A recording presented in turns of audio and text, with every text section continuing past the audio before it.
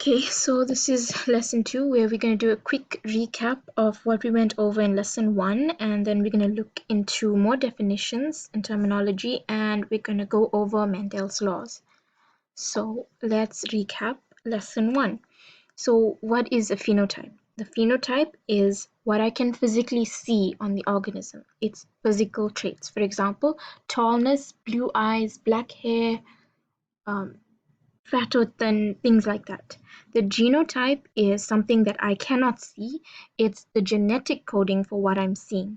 So I'm seeing tallness, which means that the genetic makeup can either be capital T, or capital T, or little t, capital T. That's basically the genotype. Each genotype is made up of 2 alleles. We went over alleles briefly in our last lesson. Alleles are basically these alphabets here. It can either be uppercase or lowercase. You can basically create your little key in the diagram, but the important thing to remember when making your key is that the uppercase alphabet, the capital letter, is the dominant allele. There are 2 types of alleles, dominant allele and recessive allele.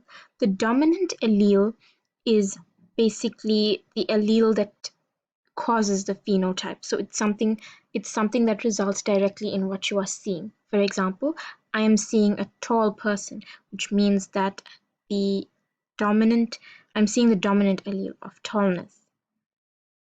For example, in this case here, a capital T and a small t. The phenotype is still tall, which tells me that since both alleles for tallness and shortness are present, but the person is tall, tells me that the gene for tallness is dominant.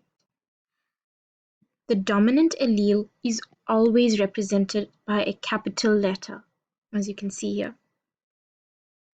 The dominant allele will mask the effect of the recessive allele, and this is the trait that you will see in the phenotype of the organism, provided that it is present in that organism.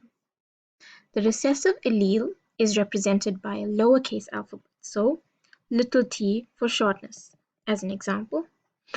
The only time that a recessive trait is present in the phenotype is when both alleles in the genotype of the organism is recessive. For example, the only time I'm going to look at a person and see them as short is when both alleles are recessive. So little t. That is the only case which will result in the person being short. What this basically tells us is that the dominant allele will always mask the effect of the recessive allele so long as it is present in that organism. And this can be seen in our little example here where we discuss the height of an organism. So we have the first thing we do when we have a problem like this is we create our key. And our key needs to account for all the different types of phenotypes. So the first thing you think about is the phenotype. So when you say height of an organism, you think, okay, so they can either be tall or short. There's no in between really. So you take out capital T for tall and little t for short. Another person could have done capital S for tall and little s for short, but that's not ideal because you rather stick with T because you can see it, whereas if you're going to go with S, it's not something you can clearly see.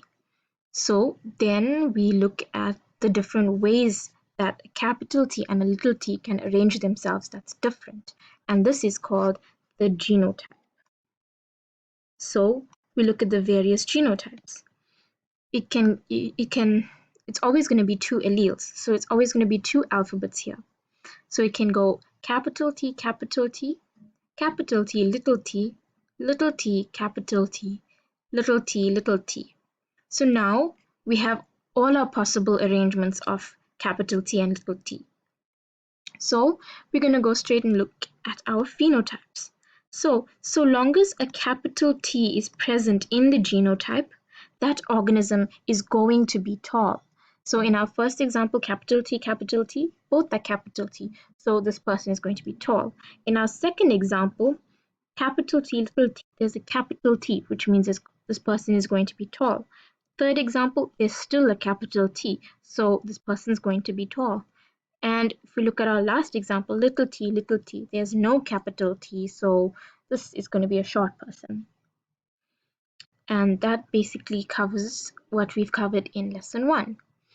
So now for lesson 2, we're going to look at something called homozygous and heterozygous. So let's look at our definition for these two things, our formal definition. Homozygous is basically the genes for specific traits and its form making up the genome of an organism are identical. So basically the two alleles are the same. Such an organism has identical genes at the corresponding locus of homologous chromosomes. So basically, what this is telling us is homozygous is a form of a purebred gene. So let's look at our example again. When we talk about homozygous, it means that homo, so two things are the same. Homozygous meaning both alleles are the same. So let's look at our genotypes here. So we see capital T, both are same. So this is homozygous. Homozygous. Capital T, little t, they both are not the same. One is big and one is small. So this is not homozygous. This is what we call heterozygous. Heterozygous. Once again, little t, capital T tells us that both are not the same. So once again, heterozygous.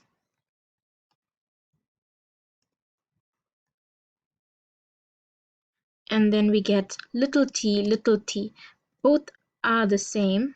So this is going to be another example of a homozygous gene.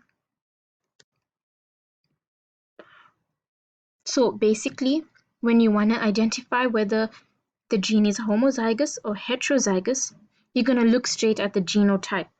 If it's both capital T's or both little t's, then it's homozygous. If one is capital and one is small, then it's heterozygous. So basically, if they're both the same, if both alleles are the same, it's homozygous. If one allele is different from the other allele, then it is heterozygous.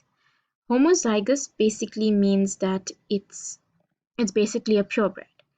And heterozygous means that it's not as pure, but the organism is still going to be tall. It's not that they're not tall, they're still tall, but it's not a purebred tall. So this tells us that the heterozygous trait tells us that the parents of the organism had different alleles. So basically, the recessive gene had to come from either the mother or the father of the organism.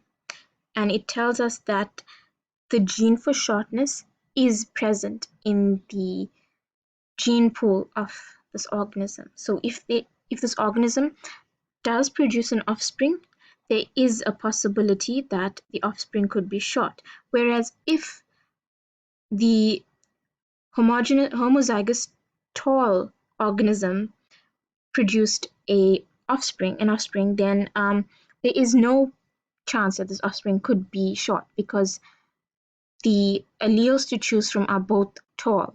So the tall gene will mask any other short genes that can be present. So if this organism were to have an offspring, then that offspring would obviously be tall. But we will go over that in more detail in another lesson. So let's look at selective breeding. So selective breeding is something that is done in today's world, of course. This is the intentional mating of animals or plants in an attempt to bring offspring that are more desirable, or maybe to remove a certain trait that can be considered undesirable. Selective breeding can also be known as artificial selection, and you can produce hybrids and sort of non-viable offsprings from selective breeding. So basically, why would we want to do something like that? Why would selective breeding even be a thing? Think about it. In today's world, there's so many people, and all of these people they of course have to have food, but they want more food than is necessary. So we have to do things to make sheep fatter, or maybe make the sheep have more wool because the demand for wool is high. Or this has actually been done in India. You could make cows produce more milk. So basically, what is done is you find an organism. For example, if we're looking at producing more wool, so you look at your sheep, and perhaps you have one sheep that's producing a lot of wool. It's very woolly, and it's soft wool. So you take the sheep and you breed it with another sheep that has a similar sort of desirable trait, maybe a fat sheep because you want more meat.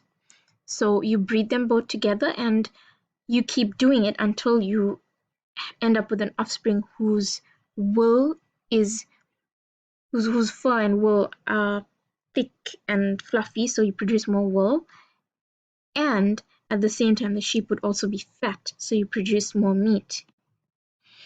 So basically, selective breeding is done by people, and it is basically artificial selection. It produces offspring with either desirable traits, or it removes undesirable traits from the offspring.